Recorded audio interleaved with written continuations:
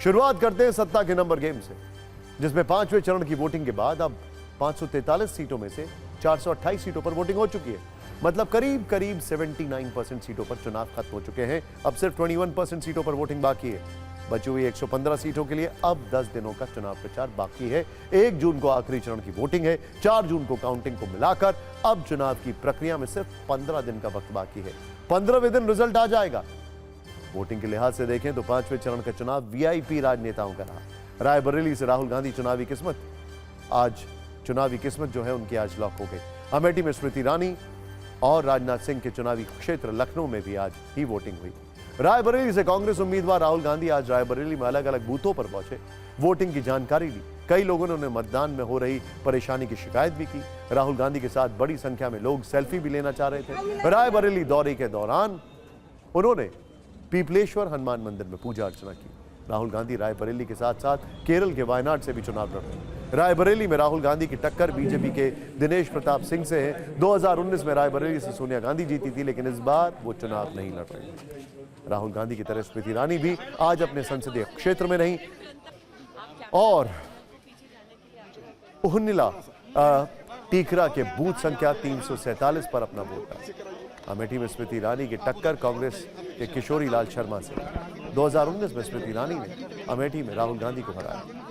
बिहार की सारण और हाजीपुर में भी आज ही वोटिंग हुई है। सारण में बीजेपी के राजीव प्रताप रूडी का मुकाबला लालू यादव की बेटी रोहिणी आचार्य से, जबकि इस बार हाजीपुर से चिराग पासवान चुनाव लड़ रहे हैं।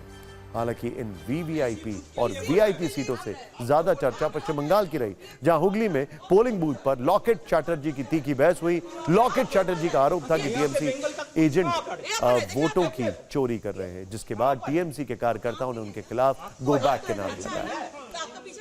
देश के 8 राज्यों के 49 सीटों पर आज वोट डाले गए। इनमें मुंबई की 6 सीटें भी हैं, हाई प्रोफाइल। मुंबई उत्तर लोकसभा सीट से केंद्रीय मंत्री पीयूष गोयल चुनाव मैदान में। उम्मीद थी कि मुंबई में बड़ी संख्या में वोटिंग होगी, लेकिन ऐसा देखने को नहीं मिला। हालांकि फिल्म अभिनेता, अभिनेत्री, क्रिकेटर्स और सेलिब्रिटीज में वोटिंग का अच्छा खासा उत्साह दिखा है, लेकिन ट्रेडिशनली मुंबई में वोटिंग कम ही दिखाई देती है, न जाने क्यों। सुबह से ये लोग परिवार समेत वोटिंग करने के लिए निकले थे। फिल्म अभिनेता अक्षय कुमार ने सुबह 7 बजे मुंबई के गांधी ग्राम पोलिंग स्टेशन पर वोट डाला। भारत की नागरिकता मिलने के बाद पहली बार वोट डालने पहुंचे।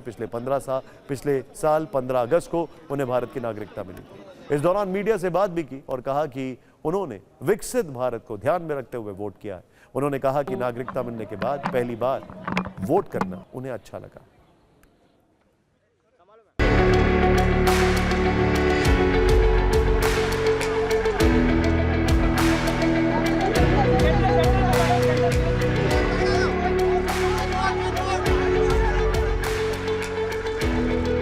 मैं चाहता हूं कि मेरा भारत जो है वो विकसित रहे, वो मजबूत रहे एंड बस उसी को दिमाग में रखते हुए मैंने वोट किया।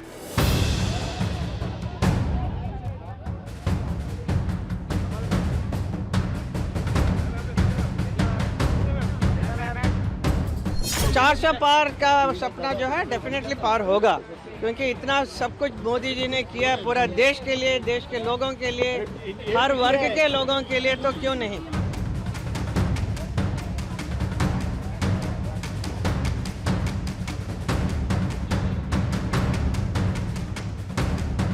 सब मंद मंद मुस्कुरा रहे हैं, इससे बड़ा उत्सव और क्या होगा।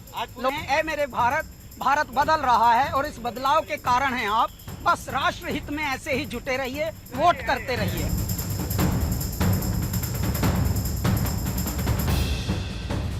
सबको मालूम है कि अच्छा कैसे बनना है, कैसे अच्छे भारतीय बनना है। अगर भारत को ऊंचा ले जाना है वो भी जानते हैं और मुझे यकीन है वो अच्छे भारतीय हैं।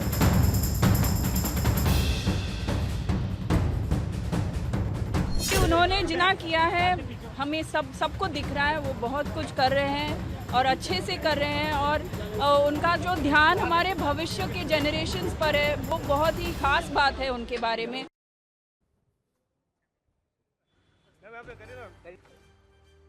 लोकसभा चुनाव 2024 के 5वें चरण में आज कुल 49 सीटों पर वोटिंग हो रही है। इसमें अमेठी, रायबरेली, लखनऊ जैसी कई हाई प्रोफाइल सीटें हैं, लेकिन एक और सीट है कश्मीर की बारामूला, जो इस चुनाव में बेहद खास है। बारामूला लोकसभा देश के सबसे संवेदनशील क्षेत्रों में से एक है। लंबे समय से ये आतंकवाद से प्रभावित है।